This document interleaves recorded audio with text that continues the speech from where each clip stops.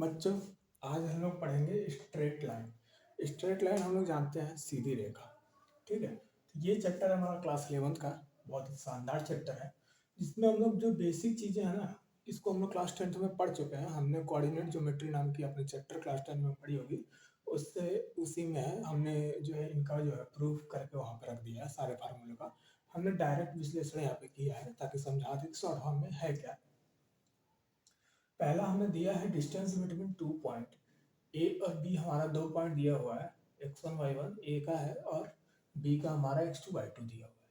तो A B equal to ये हमारा फार्मूला है अंडर। तो ये कहने का मतलब ये है कि अगर 2 पॉइंट दिए हुए हैं, इनके बीच की जो डिस्टेंस निकालने के लिए अगर जो है मान लो कि कोऑर्डिनेट के फॉर्म में हो, अगर नंबर के फॉर्म में होते तो हम डायरेक्ट क्या करते हैं, फाइनल माइनस इनिशियल कर देते हैं।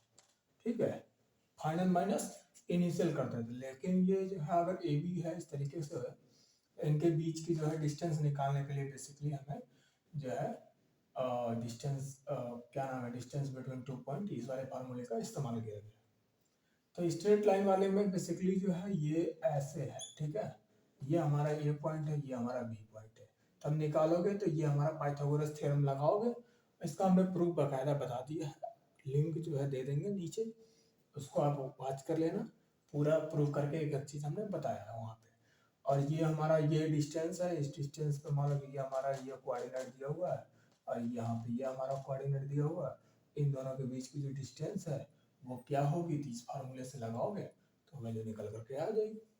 ठीक है, उसके बाद से हमारा है सेक्शन फार्मूला। सेक्शन फार्मूला में कह रहा है कि 2 पॉइंट दिए हुए हैं, इसको अगर मिटा दें तो उसी जगह पे हम जो है अपनी बात को रख पाएंगे और भी अच्छे तरीके से। इसमें क्या कह रहा है, जरा ध्यान देना। सेक्शन फार्मूला में कह रहा है कि मान लो कि ये जो ट्रायंगल था ना, ये ठीक है, ए और बी था। तो इस पे हमने जो है मान लो कि यही वाला सेम कोऑर्डिनेट था, इसमें कोई दिक्कत वाली बात नहीं है। ओके, उसके बाद से कह रहा है कि इनको जो है यम रेशियो एन में डिवाइड कर दिया जाए। यम रेशियो एन में, तो भैया यम रेशियो एन में अगर डिवाइड करो तो किसी न किसी पॉइंट से तो डिवाइड होगा ना, जाहिर सी बात है। तो उस पॉइंट पे मान लो उसको पी मांगना और एक्स कमा वाई, इसकी वो वैल्यू पूछ रहा है। तो इसकी वैल्यू निकालने के लिए हमने वहाँ पे बताया रखा है और बाकायदा समझाया भी है, आप प्रूफ चेक कर लीजिएगा। बाकी ये उसका फार्मूला है, एक्स की वैल्यू यहाँ पे ये जो होगी और वाई की जो है यहाँ पे हमने वैल्यू लिख दी है। ये हमारा जो है पी एक्स कमा वाई वाला टर्म है। एक्स की जो है ये वाले हिस्से वाली वैल्यू है, फार्मूला है मतलब, इस पे आप रखेंगे आपकी वैल्यू निकल के आ जाएगी। यम यानी इसमें क्या है, रेशियो है, किस रेशियो में डिवाइड हो रहा है। अगर मान लो कि सेम होता 1 1 होता तो समझो कि यम की जगह 1 रख देना और एन की जगह पे 1, नीचे भी उसी तरीके रखोगे, वैल्यू रखोगे, put the value get the answer. Section formula ये है तुम्हारा, ये हो गया। एरिया ऑफ ट्रायंगल, तीन एरिया ऑफ ट्रायंगल, ट्रायंगल बनाओगे तो जाहिर सी बात है 3 पॉइंट की जरूरत पड़ेगी हमें। ए बी सी हमने उसी तरीके से 3 पॉइंट ले लिया है, कोऑर्डिनेट के फॉर्म में ही है, समझना। और उसके बाद से इन तीनों पॉइंट को जो है हमने एरिया निकाल दिया है कि भैया ये हमारा होगा। इसका मेन जो है प्रूफ अगर देखना है तो भैया चले जाना, लिंक हमने दिया है, लिंक पे जरूर चेक कर लेना। तो ये उसका फार्मूला एरिया ट्रायंगल का हाफ, और ये हमारा हो जाएगा करली ब्रेसेस के अंदर, क्योंकि हाफ सब में से कॉमन है बाहर की तरफ। x1 ब्रैकेट में क्या आ जाएगा, y2 minus y3 bracket plus x2, और ये हमारा फिर से ये हो जाएगा x3 माइनस y1। मतलब देख रहे हो अगर यहाँ पे 1 है, x1 है, तो अंदर वाले में क्या हो रहा है, y2 माइनस y3 हो रहा है। अगर x2 बाहर है तो उस केस में अंदर क्या हो रहा है, y3 माइनस y1 हो रहा है। देन x3 अगर बाहर है इस केस में तो यहाँ पे y1 माइनस y2 हो रहा है। तो इस तरीके से फार्मूला आप याद करना है एरिया ऑफ ट्रायंगल। ये हमारे स्ट्रेट लाइन में बहुत ज़्यादा इंपॉर्टेंट फार्मूला होने वाला है, ये तीनों ही। अब इसके बाद से हम इसमें स्ट्रेट लाइन में जो क्लास 11th में जो पहली टॉपिक स्टार्ट होती है उसका नाम है स्लोप ऑफ अ लाइन। पहले तो हम लोग देखेंगे स्लोप क्या है, लाइन में स्लोप ऑफ लाइन क्या है। ठीक है, उसके बाद हम टॉपिक टू टॉपिक वेरी करते चलेंगे। अब हम लोग इसके बाद से जो अगली टॉपिक, थोड़ा ये पेन में लिए है, थोड़ा सही लगेगा। तो हमने सोचा कि जो है अब अगली टॉपिक जो हमारी हो जाएगी स्ट्रेट लाइन की जो मेन पॉइंट है, अब हम लोग उस पर आ जाते हैं। ये हमारी slope of a line. Slope of a line मतलब ऐसी लाइन जो सरकने वाली हो। ठीक है, मान लो कि ये हमने बनाया ये हमारा y, ये हमारा x डैश डैश, ये x और ये y। ठीक है, यहाँ पे जो है कोई भी हमने किसी एंगल पे बनाया और यहाँ पे कुछ डिस्टेंस पे गया है एक पॉइंट तक, तो यहाँ से एक बंदे को हमने क्या किया, ऊपर से नीचे की तरफ छोड़ा, छोड़ने पर क्या होगा, सरका, बिना मेहनत का सरकाया नीचे की तरफ। उसी तरीके से यहाँ पे हमने क्या किया, बनाया, ये जो है कुछ डिस्टेंस पे बंदा चढ़ा और वहां से जब नीचे की तरफ आया तो सरकते हुए चला आया। तो जो सरक रहा है ना, तो सरकना का मतलब क्या है, स्लोप है। स्लोप मतलब सरकना होता है। ठीक है, तो ये हमारे हो जाएंगे स्लोप ऑफ लाइन। अगर वही नीचे की तरफ हो जाता है, ये इस तरीके से होता है, तो भैया ये तो ऊपर की तरफ चढ़ने वाली कंडीशन बन रही है ना, तो ये हमारी डिक्लाइन इसको बोलते हैं। ठीक है, ये दोनों, और ऊपर वाले को हम लोग इंक्लाइन बोलते हैं, सरकने वाला जो है। स्लोप ऑफ लाइन ये भी है, स्लोप ऑफ लाइन वो भी है। ठीक है, ये भी स्लोप ऑफ लाइन है, ये भी स्लोप ऑफ लाइन है, लेकिन ये हमारा डिक्लाइन है और ये हमारा इंक्लाइन है। ठीक है, ठीक है ना, कोई दिक्कत? तो ये हमारा जो पहाड़ से तुम नीचे की तरफ आ रहे हो सरकते हुए, वो समझो कि तुम्हारा क्या है, स्लोप ऑफ लाइन। जो भी हम लोग इस स्ट्रेट लाइन में पढ़ेंगे ना, वो ऊपर वाले ही कंडीशन के लिए ज्यादातर पढ़ेंगे। ठीक है, नीचे वाले के लिए बहुत कम देखने को मिलेगा, न्यूमेरिकल में भले मिल जाए, लेकिन अभी के लिए तुम्हें तो कंडीशन सब में एक ही तरीके का लगेगा, कोई अलग नहीं लगेगा। ठीक है, लगा करके चेक कर सकते हो, जितनी गारंटी देने के लिए तैयार। यहाँ पर बस बात को समझाना था कि ये हमारा क्या होगा, अब यही हमारा स्लोप ऑफ लाइन होगा, बस इतना समझो। ये हमारा हिस्सा जो है ना, यही स्लोप ऑफ लाइन है, ये हमारी स्लोप ऑफ लाइन है। तो ये सरकने वाला नहीं है ना बातें, इसीलिए इसको हम बोले हैं डिक्लाइन। ठीक है, और ये इंक्लाइन है, और इंक्लाइन वाला ही कंडीशन यहाँ पे स्लोप ऑफ लाइन के लिए चलेगा। इतना बात कंफर्म? अच्छा, एक बात और, इस जो स्लोप ऑफ लाइन है, ये हमारा जो स्लोप ऑफ लाइन है ना, इसको हम लोग यहाँ पे स्लोप ऑफ लाइन जो है, इसको या तो हम लोग यल से रिप्रेजेंट कर लें। ठीक है, या हम यहाँ पे बुक के अकॉर्डिंग अगर चले तो यहाँ पे यम से रिप्रेजेंट किया गया। यल से रिप्रेजेंट करने पे सिर्फ ऐसा लग रहा है कि किसी लाइन की बात की जा रही है, लेकिन स्लोप ऑफ लाइन यहाँ पे अगर यम से कर रहे हैं तो कुछ लग रहा है कि हाँ भैया सरकने वाली जो लाइन है उसकी बात हो रही है, तो इसलिए यहाँ पे बुक में जो है ज्यादातर इसको यम मान करके चल रहा है, इसलिए इस बात के लिए कभी कंफ्यूज मत हो जाना। अच्छा, एक बात और, अगर ये स्लोप ऑफ लाइन जो बन रही है, ठीक है, हम चाहते हैं कि थोड़ा सा इसको मिटाएं समझाने के लिए, इनके नीचे की जरूरत अभी नहीं है, न्यूमेरिकल में बहुत सारी मिल जाएंगी। ठीक है, लेकिन जो हमें काम की चीजें हैं उनको समझना। यहाँ पे जो है कह रहा है कि अगर भैया मान लो कि नीचे वाला ये हमारा वाई है, ठीक है, ये हमारा कुछ ना कुछ एंगल बनाया होगा, इतना बात समझना। तो यहाँ पे भी देखो एंगल बना हुआ है कुछ ना कुछ, अगर टोटल हम देखें तो ये हमारा टोटल 180 है। ठीक है, और ये हमारा बीच वाला हिस्सा 90 है। दो एंगल यहाँ पे दो बन रहे हैं, एक तो ये वाला बन रहा है, एक क्वाड्रेंट में ये वाला बन रहा है, दो ट्रायंगल बन रहे हैं। ट्रायंगल पे ध्यान देना, एक ट्रायंगल यहाँ बन रहा है, एक ट्रायंगल यहाँ बन रहा है। यहाँ पे जो ट्रायंगल बन रहा है वो 90 डिग्री से कम एंगल पे बन रहा है, वो अपना स्लोप उस पे फॉर्म कर रहा है। ठीक है, ट्रायंगल उस पे फॉर्म हो रही है, इतना कंफर्म है ना। तो ये हमारा जो है थीटा एंगल पे जो बन रहा है, ये 90 डिग्री से कम है, इसको हम लोग अक्यूट एंगल बोलेंगे, अक्यूट एंगल। इतना तो है ना। तो एक्यूट एंगल में क्या होता है भैया, 90 माइनस थीटा होता है, ये याद रखना। ठीक है, अब यहाँ पे देखो इधर जो बना हुआ है इस वाले कंडीशन में, तो ये हम लोग देख रहे हैं, तो भैया यहाँ से पूरा घुमा के आओगे ना, यहाँ से तो नहीं ले लोगे ना, क्योंकि ये पूरा का पूरा क्या है, एक्स और वाई एक्सिस के प्लेन में बना हुआ है, ताकि हम उस चीज को समझा सके। तो यहाँ से जब शुरू होकर के जाएगा तो देखोगे तो भैया ये टोटल हमारा 180 डिग्री बन रही है, और ये हमारा कोई ना कोई एंगल है। बात तो कंफर्म है ना बेटा। तो यानी कि ये वाला जो हिस्सा पड़ रहा है उस केस में ये हमारा क्या हो जाएगा, 180 माइनस थीटा हो जाएगा। तो इस चीज को हम लोग कहते हैं, जो 180 डिग्री से कम वाले एंगल के हिसाब से हो, 180 से कम हो, उस वाले कंडीशन में जिसको हम लोग ऑब्ट्यूज बोलते हैं, ऑब्ट्यूज एंगल बोलते हैं। अब इन्हीं दोनों एंगल पे हम लोग स्लोप निकाल करके चेक करेंगे, यानी कि यम की वैल्यू निकाल करके चेक करेंगे, यानी कि ये कितनी वैल्यू होगी ये हम निकाल करके चेक करेंगे। कुछ नहीं करना है, दिमाग से अपने बाकी चीजें निकाल दो, सिंपल सिंपल सा दिमाग लगाओ। हम लोग जो है एक्यूट की जब बात कर रहे हैं तो यहाँ पे जरा एक चीज हम बता दें कि ये हमारा क्या है, थीटा एंगल है। इसको हम लोग 90 माइनस थीटा भी लिख सकते हैं, इसमें कोई दिक्कत वाली बात बिल्कुल भी नहीं है, ठीक है। तो यानी कि ये हमारा जो है थीटा एंगल जो है, हम लोग ध्यान दें कि एंगल है तो एंगल से मतलब ट्रिग्नोमेट्रिक में कहीं ना कहीं जाना पड़ेगा, जहाँ पे साइन हो गया, कॉस हो गया, टेन हो गया, इन तरीके की बात होंगी। तो यहाँ पे हमें निकालना क्या है, स्लोप ऑफ लाइन निकालना है। क्या निकालना है, स्लोप ऑफ लाइन। यानी स्लोप ऑफ लाइन यहाँ पे ये कौन है, ये है जिनको हम क्या कह रहे हैं, यम कह रहे हैं या यल कह रहे हैं, इसमें तो कोई दिक्कत नहीं है ना।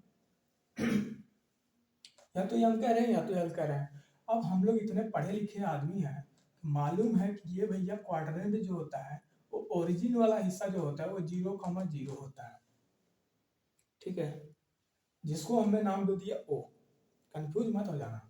और ये अगला जो पॉइंट है, कुछ पॉइंट पे भैया ये तो गए होंगे, यहाँ पे कोई पॉइंट होगी और यहाँ तक गए होंगे, यहाँ से कोई पॉइंट होगी और यहाँ पे इनका मिलन हुआ होगा तो ट्रायंगल बना होगा, जाहिर सी बात है स्लोप वाले में। तो यहाँ पे इसका मतलब हम इसको नाम देते हैं ए, कोई दिक्कत। और इसको हम कह देते हैं कि भैया ये हमारे x1 y1 इस तरीके से हैं, ठीक है।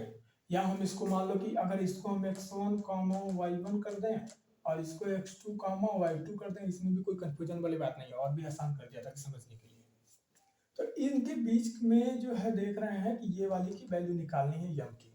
अब हम लोग को मालूम है डिस्टेंस फार्मूला, तुरंत रख के निकाल देते हैं बिना कुछ सोचे समझे। लेकिन यहाँ पे बेटा एंगल का खेल है, एंगल दिया हुआ है, थीटा दिया हुआ है। उस केस में क्या करेंगे, हमें मालूम है कि एक एंगल हमें दिया हुआ है यम, यहाँ पे परपेंडिकुलर कुछ तो डिस्टेंस होगा और वो डिस्टेंस हमारा क्या है यहाँ पे y2। अरे भैया यहाँ से ही तो होगा y2, और नीचे वाला जो है हमारा क्या है x2, ठीक है। ये वाला जो हमारा पॉइंट है ये हमारा क्या है x2 है, और ये वाला हमारा जो पॉइंट है वो हमारा क्या है y2 है। यानी कि y2 वाला ये डॉट डॉट डॉट करके जाएगा तो यहाँ जाएगा, और ये वाला लाइन गया है x2 वाला, तो यही तभी तो बना है ये हमारा x2 y2। इतना तो कंफ्यूजन नहीं है ना। तो यानी कि यम है तो यानी कि हमारे पास ये वाली साइड दी हुई है, ये वाली साइड दी हुई, ये वाली हमको निकालनी है। तो ये वाली कैसे निकालेंगे बेटा, बिना सोचे समझे, डरने की जरूरत बिल्कुल भी नहीं है, देखते जाओ कैसे निकालोगे। अब हमको मालूम है कि ये हमारा क्या दिया हुआ है बेटा, इसको हम लोग बोलेंगे परपेंडिकुलर, जाहिर सी बात है हमारा। और यहाँ पे हमारा ये क्या हो जाएगा परपेंडिकुलर। अरे भाई ये वाली जो डिस्टेंस है वो तो मतलब ये वाली जो डिस्टेंस है ये वाली जो थी वो y2 वाली डिस्टेंस पे थी ना, तो y2 वाली जो डिस्टेंस पे थी इस लाइन की क्या डिस्टेंस होगी, तो होगी भैया फाइनल माइनस इनिशियल, ठीक है। तो फाइनल माइनस इनिशियल होगा तो इसका मतलब क्या हो जाएगा y2 माइनस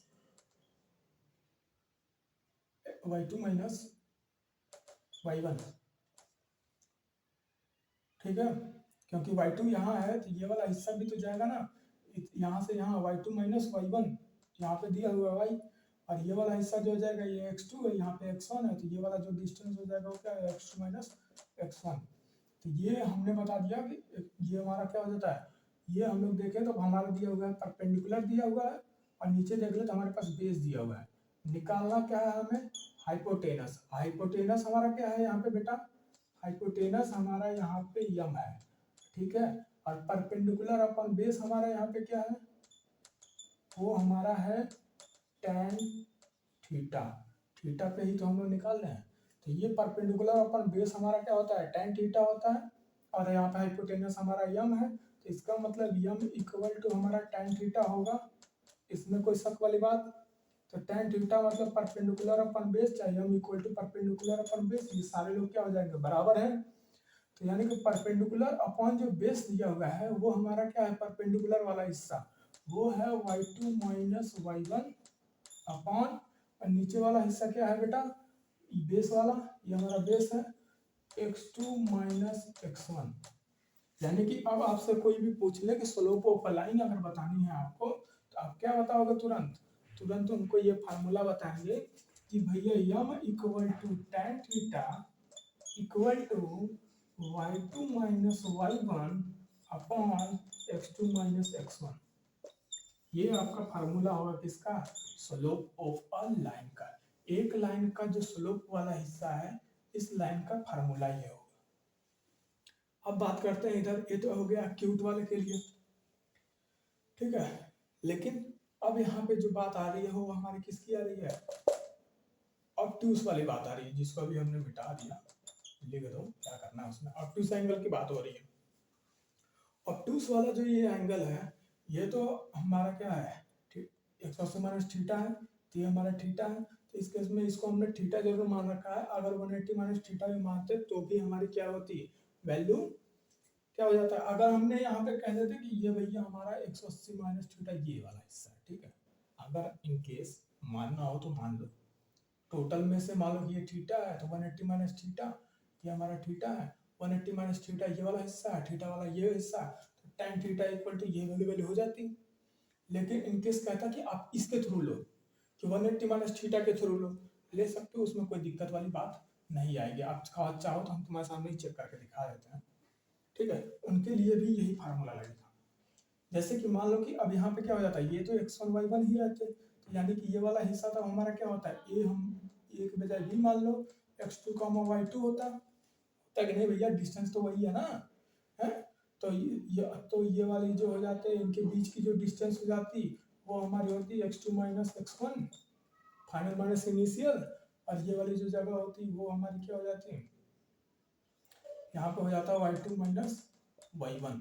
अब 180 के हिसाब से अगर लेते तो 180 के हिसाब से जाते तो भैया फाइनल ये हमारा था और इनिशियल हमारा ये था, तो यहाँ से ये हुआ, फाइनल ये था, इनिशियल ये था, तो ये हुआ। और इनकी वैल्यू को रखते तो यहाँ पे हो जाता, मान लो कि tan थीटा रख रहे थे, तो उस केस में हम लोग अगर चाहते हैं इन केस 180 माइनस अगर थीटा रखते तो उस केस में क्या होता ना बेटा? ये हो जाता है perpendicular upon base. 180 minus theta है तो मतलब कि tan थीटा जो होता वो हमारा माइनस में होता, ठीक है। तो परपेंडिकुलर अपॉन बेस होता, लेकिन परपेंडिकुलर अपॉन अगर बेस है तो इसका मतलब ये x1 माइनस x2 है। अगर ये tan थीटा माइनस वाले टर्म में लेते, अगर थीटा वाले टर्म में लेते तब तो ये होता हमारा ऊपर वाला। लेकिन अगर 180 माइनस थीटा के टर्म लोगे तो उस केस में भैया ये एंगल हमने इधर से ले रहा है ना, तो इस केस में हमारा क्या हो जाएगा? x2 माइनस x1, यानी कि तभी हमारा क्या हो जाएगा? ये हमारा फाइनल हो जाएगा और ये हमारा तब इनिशियल होगा, ठीक है। तो उस केस में ये हो जाएगा, तो यानी कि बेस जो हमारा हो जाएगा परपेंडिकुलर, तो ये हो जाएगा हमारा y2 माइनस y1, और बेस जो हमारा हो जाएगा वो x2 माइनस x1 हो जाएगा। और जब ये माइनस को हटाओगे प्लस करोगे तो ये वाली वैल्यू क्या हो जाएगी? सॉरी 1 और 2 था यहाँ पे, तो वो इंटरचेंज हो जाएंगे। ये x2 minus y2 minus y1 और x2 माइनस x1, यानी कि बात वही घूम घा के आ जाएगी। इसमें कोई दिक्कत, यही हमारी हो जाएगी स्लोप ऑफ अ लाइन। बच्चों हम अगला वाला टॉपिक देख लेते हैं, condition for parallelism and perpendicular of a line term of their slope, ठीक है। मतलब किसी भी स्लोप, हम जो स्लोप बना रहे हैं, कोई भी स्लोप अगर दिया हुआ है तो इसका एक पैरेलल वाला कंडीशन लेते हैं और एक परपेंडिकुलर कंडीशन का, हमने दो ले लिया है। हमने क्या किया है कि एक्स एक्सिस वाई एक्सिस हमने बनाया है, बनाने के बाद हमने क्या किया है कि एक लाइन जो लिया है, एक स्लोप, लाइन नहीं बोलेंगे आप, स्लोप बोलेंगे ताकि बात को क्लियर कर सकें।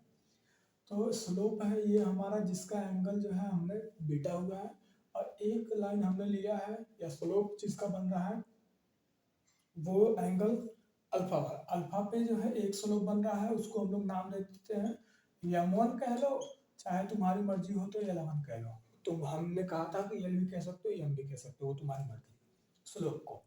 और ये वाली जो स्लोप ऑफ लाइन है जो एंगल बीटा पे बन रही है, इसको हम लोग क्या कहते हैं? m2 कहते हैं या l2 कहते हैं।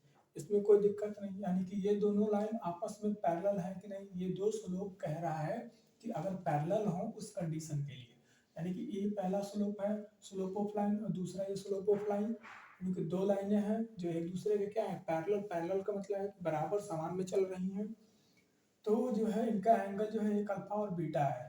तो अगर जो है अल्फा और बीटा ये दोनों ही एंगल अगर हमारे समान हो तो अल्फा यहाँ पे एंगल है तो हमने एंगल के लिए क्या कहा था, tan थीटा कहा था, है? तो थीटा की जगह पे यहाँ पे tan अल्फा हो जाएगा, इक्वल टू बीटा की जगह पे क्या हो जाएगा, tan बीटा हो जाएगा।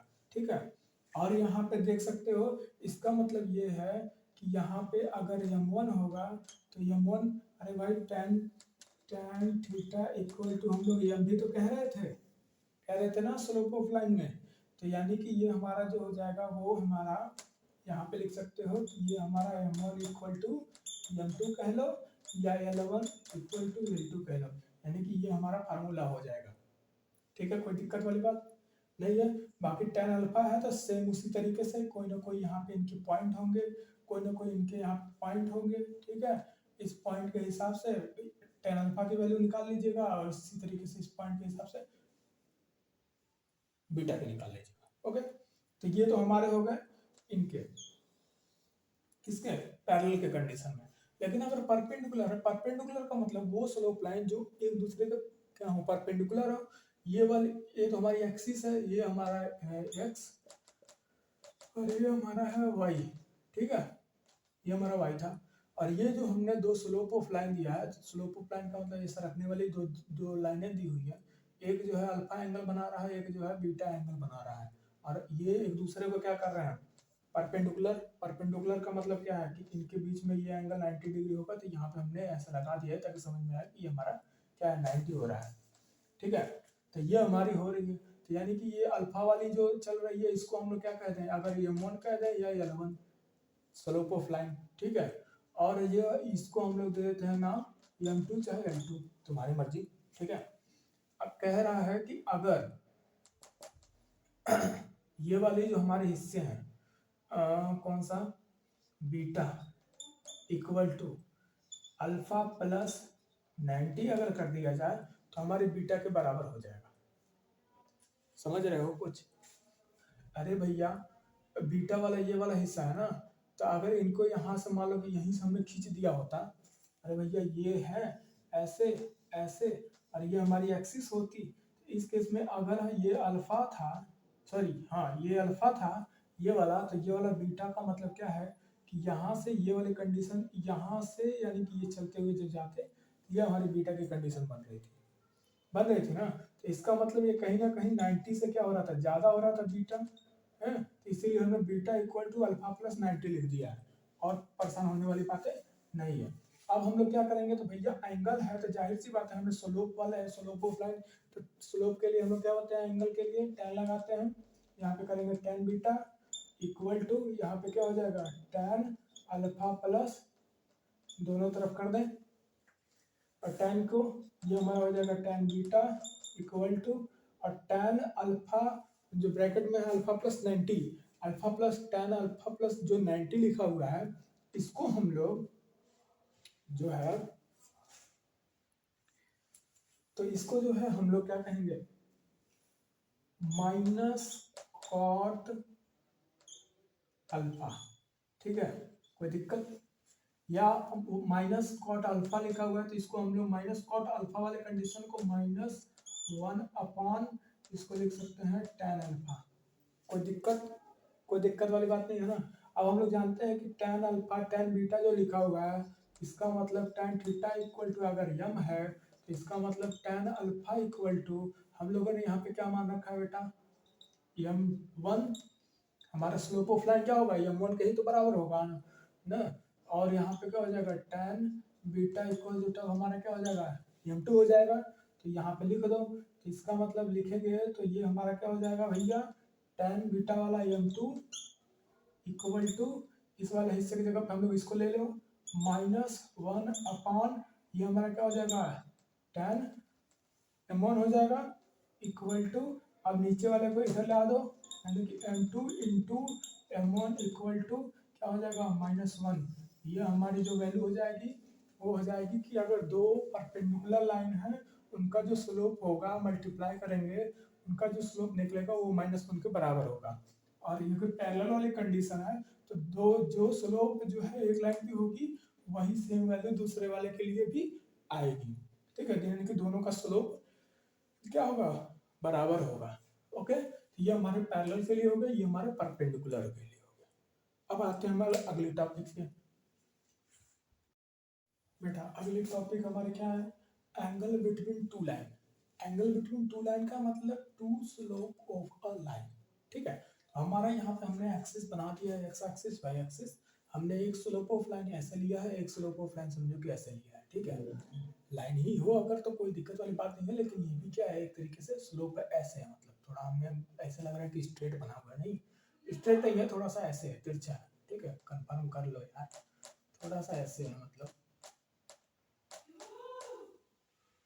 थोड़ा सा ऐसे समझो, स्लोप के फॉर्म में ही है। ठीक है, तो इसलिए इसको इतना घबराने की जरूरत नहीं है। तो ये हमारे दो स्लोप ऑफ लाइन अगर बने हुए हैं, तो कह रहा है कि अगर हमने लाइन 1 जो लिया है उसका जो है एंगल जो बन रहा है वो अल्फा 1 हो, और दूसरा जो लाइन हमने लिया है वो हमारा क्या है, वो अल्फा 2 है। यानी कि लाइन हमारा क्या हो जाएगा, वही स्लोप ऑफ लाइन हो जाएगा m2, और ये हमारा क्या हो जाएगा, m1 हो जाएगा। इसको हम चाहे तो यहाँ पे भी लिख सकते हैं, तो कोई दिक्कत वाली बात नहीं है। ये हमारा क्या हो जाएगा, m1 हो जाएगा स्लोप, और ये हमारा स्लोप क्या हो जाएगा, m2 हो जाएगा। जानते रहो। ठीक है, तो यहाँ पे हमारा दूसरा एंगल हमने बता दिया है अल्फा 2। अब कह रहा है कि अगर दो एंगल तुम्हारे पास दिए हुए हैं, ये एक दूसरे से क्या हो रहे हैं, जब मिल रहे हैं कहीं पे तो वहां पे देखो एंगल बना रहे हैं, एक थीटा एंगल बना रहे हैं। ठीक है, परपेंडिकुलर वाले में तो हम लोग जो है बस ये देख रहे थे एक दूसरे को परपेंडिकुलर होंगे तो भैया दो एंगल दिए होंगे और वो उनका मल्टीप्लीकेशन -1 होगा, बस इतना समझ रहे हैं। अगर पैरेलल होंगे तो पैरेलल वाले कंडीशन में क्या था, बराबर होंगे उनका स्लोप। लेकिन यहाँ पे कह रहा है कि स्लोप तो ठीक है, लेकिन अगर ये एंगल हमको निकालना हो, मान लो कि सामने वाला जो एंगल है अगर थीटा है, इनके मिलने पे जो एंगल बन रहा है, और एक इस साइड में जो एंगल बन रहा है वो हमारा फाई बन रहा है, जाहिर सी बात है दो अलग अलग बनेंगे, क्योंकि ये इसके बराबर होंगे और ये इसके बराबर होंगे, यानी कि दो ही एंगल बनेंगे। एक थीटा यहाँ पर हमने लिख दिया, एक फाई लिख दिया है। तो यहाँ पे पहला कंडीशन जो है लगा रहे हैं थीटा के लिए, वो है theta equal to alpha 2 minus alpha 1। Alpha 2 minus alpha 1 करेंगे तो हमारा थीटा क्या हो जाएगा, बराबर आएगा। ठीक है, एंड अल्फा 1 और अल्फा 2 का अगर मल्टीप्लीकेशन हो तो 90 अंश के बराबर, 90 डिग्री के बराबर नहीं होगा। इस कंडीशन में इसका मतलब ये हमारा क्या हो जाएगा, tan theta equal to tan alpha 2 minus alpha 1। ठीक है, अब हम लोग को मालूम है formula tan x minus y equal to tan x minus tan y upon 1 plus tan x tan y। कोई दिक्कत वाली बात है नहीं है ना। तो जहां जहां x है उसके जगह पे अल्फा 2 है, और जहां y है वहां अल्फा 1 है। लाओ भैया उसके उसके जगह पे इसमें पुट कर दीजिए। पुट करेंगे तो क्या हो जाएगा बेटा, सॉरी, ये हो जाएगा alpha 2 minus tan alpha 1 upon 1 plus tan alpha 2 into tan alpha 1। और यही tan अल्फा 1 tan अल्फा वाला 2 ये जो था कह रहा था कि वो 90 डिग्री के बराबर नहीं है। ठीक है, तो इतना ज़्यादा तावला मत हो जाना, परेशान मत हो जाना। तो उसका एंगल के कहने का मतलब था, ये तो हमारा tan दिया हुआ है ना, तो कुछ ना कुछ अपनी एक क्या होगी, यूनिट वैल्यू तो होंगी। ठीक है, लेकिन इनका मल्टीप्लिकेशन 90 अंश के बराबर नहीं होगा। अगर ऐसा होता है तो जवाब हमारा 1 होगा, और नहीं जवाब हमारा क्या हो जाएगा, -1 हो जाएगा। इस केस में 1 से क्या हो जाएगा, 0 हो जाएगा। तो इसीलिए ऐसा उसने बोला है। और ये वाली जो नीचे वाली है, मान लो कि 1 plus tan alpha 2 into tan alpha 1 वाली जो कंडीशन है, इसको हम लोग जरा क्या करते हैं, ये पूरे वाले टर्म को हम लोग स्लोप के फॉर्म में लिख लें, कोई दिक्कत। tan अल्फा 2 लिखा हुआ है तो मतलब वहाँ पे m2 की बात हो रही है, माइनस, और tan अल्फा 1 लिखा है तो ये हमारा m1 की बात हो रहा है, अपॉन ये हमारा 1 प्लस, और tan अल्फा 2 का मतलब क्या हो जाएगा, m2 इंटू m1। और ये यहाँ पे अगर लिख दे 1 प्लस m2 इंटू m1, ये कभी भी 0 के बराबर नहीं होंगे। ठीक है, कंडीशन समझ गए ना, कि अगर ये 0 के बराबर हो जाते तो भैया वो फिर तो इनफाइनाइट वाली वैल्यू हो जाएगी ना। तो इसीलिए कह रहा है कि वो 0 के बराबर नहीं होना चाहिए। अगर वो 0 के बराबर नहीं है तो ये हमारी कंडीशन चलेगी, और ये वाला हमारा क्या हो जाएगा, tan alpha 2 minus tan alpha 1 से हम लोग क्या करेंगे, tan थीटा की वैल्यू हमारी यहाँ पे निकल करके आ जाएगी। इसको हटाओ, इक्वल टू ये हमारी हो जाएगी tan थीटा इक्वल टू ये फार्मूला लगाएंगे, हमारी ये वाली वैल्यू निकल करके आ जाएगी। अब आता है बात फाई की। फाई पे अगर हम लोग ध्यान दें तो देख लो, थोड़ा सा इसको हम इरेज करेंगे, ठीक है। हमने लिख दिया phi equal to 180 minus theta. ये 180 माइनस थीटा क्यों लिखा है? क्योंकि देखिए 90 डिग्री से वो अधिक वाला हिस्सा है, ठीक है। ये अगर बन रहे हैं तो ये टोटल जो है हमारा क्या हो रहा है, वो 180 माइनस थीटा ही तो हो रहा है। फाई इक्वल टू, समझ रहे हैं? तो वही हमने लिखा कि phi equal to 180 minus theta. अरे भैया ऐसे है, ये वाला हिस्सा अगर हमारा फाई है, सॉरी ये वाला हिस्सा अगर ऐसे है, ठीक है, ये वाला अगर हिस्सा हमारा फाई है और ये वाला हिस्सा हमारा थीटा है, यानी कि 90 डिग्री तो कभी भी नहीं होने वाला, 90 से ये तो कम है, यानी कि ये हमारा क्या हो जाएगा, थीटा है, और ये हमारा जो फाई है, अगर कुल टोटल देखें तो वो 180 होगा। 180 में से अगर फाई थीटा घटा देंगे तो फाई तो होगा ना, वही हमने लिखा है, कुछ अलग लिखा नहीं है, इसलिए परेशान मत होना। तो यानी कि फाई इक्वल टू हो गया, तो इसको हम लोग क्या करेंगे, tan theta tan phi equal to tan, दोनों तरफ tan आ जाएगा, तो फिर हो जाएगा 180 माइनस थीटा, और यहाँ पर हम लोग जानते हैं कि ये क्या हो जाएगा, tan 180 माइनस थीटा हो जाता है tan माइनस tan थीटा हो जाता है। और यहाँ पे हम लोग फार्मूला हमने बताया था, ठीक उसी तरीके से यहाँ पे क्या करोगे, tan थीटा वाला जो पीछे फार्मूला बताया था ना, उसको लिख दो यहाँ पे, m2 minus m1 upon 1 plus m2 into m1, ये हो जाएगा तुम्हारा वैल्यू, ठीक है। कोई दिक्कत वाली बात तो नहीं है ना। तो यहाँ पे हम लोग क्या देख रहे हैं, दो कंडीशन देख रहे हैं। tan थीटा जब हम लोग लिखे थे इसके पीछे वाले पे, जहाँ पे हम लोग निकाले थे, वो था m2 minus m1 upon 1 plus m2 into m1, ये था। और ये वाला जो है वो tan फाई के लिए है, ठीक है। इसमें देखो माइनस हो रहा है और इसमें प्लस हो रहा है, इसका मतलब ये है कि एक यहाँ पे कंडीशन बन रही है। तो यहाँ पर हम लोग जो कंडीशन देख रहे हैं कि अगर tan फाई हो रहा है तो यानी कि यहाँ पे माइनस tan थीटा हो जाएगा। अगर जो है tan थीटा है तो इसकी ये वाली जो वैल्यू हो तो प्लस हो रही है, लेकिन अगर फाई हो रही है तो ये वाली वैल्यू माइनस हो जा रही है। तो यानी कि tan फाई अगर होगा तो माइनस tan थीटा होगा, अगर tan थीटा होता है तो उस केस में जो है हमारी फाई की वैल्यू क्या होगी, पॉजिटिव होगी। अरे भाई माइनस tan थीटा होगा तो tan फाई होगा, पॉजिटिव होगा। अगर ये निगेटिव है तो ये हमारी क्या हो जाएगी, पॉजिटिव हो जाएगी। अगर ये पॉजिटिव हो तो ये हमारी क्या हो जाएगी, निगेटिव हो जाएगा। अरे भाई यहाँ पॉजिटिव होता है, निगेटिव दिखा रहा है, अगर ये निगेटिव होता तो यहाँ पे क्या हो जाता, माइनस माइनस प्लस प्लस हो जाते हैं। तो यही कह रहा है। और नीचे वाले इन दोनों के ही कंडीशन में m2 इंटू m1 हमेशा क्या होगा, नॉट इक्वल टू 0 होगा, ठीक है। इतना भी हो गया। अब इसके बाद से देखना जरा सा एक काम और, वो ये देखो 180 माइनस थीटा लिखा हुआ है, ठीक है। तो फाई वाले जो कंडीशन है ये बेसिकली ऑब्ट्यूज कंडीशन है, ऑब्ट्यूज एंगल है, ठीक है। और यहाँ पे tan थीटा जो लिखा हुआ है वो 90 डिग्री से कम वाला है, ठीक है।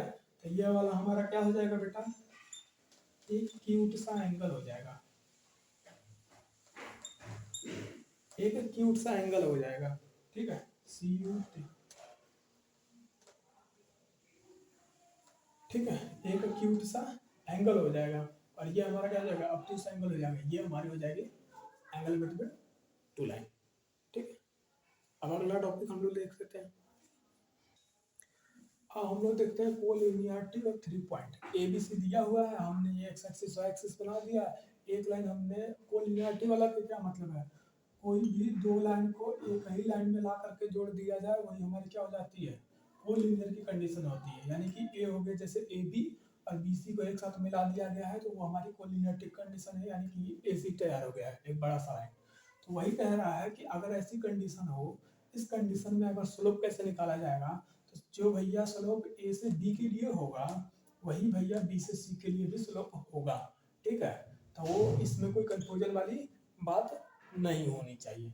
मान लेते हैं कि अगर सिंपल सिंपल ऐसा दिया होता और यहाँ से ऐसे होता, तो ये मान लेते हैं अगर हमारे A मान लिया, ये हमारा B हो गया, और अगला वाला जो ऐसे जाएगा ये हमारा C है, तो यानी कि जो इनके लिए बनेगा वही इनके लिए बनेगा, ठीक है। तो इनका जो स्लोप होगा और इनका जो स्लोप होगा वो क्या होंगे, बराबर होंगे। इसमें कोई कंफ्यूजन वाली बात नहीं होनी चाहिए, होनी भी नहीं चाहिए, ठीक है, ये हमारी कोलिनियरिटी कंडीशन हम उस तक बता दें कि भैया ये स्ट्रेट लाइन वाला है, अगर है तो ये बी सी, और इनका भैया निकाल लो स्लोप, इनका एक बार निकाला है, इसका एक बार निकाला, कोई दिक्कत वाली बात है नहीं है ना, डन।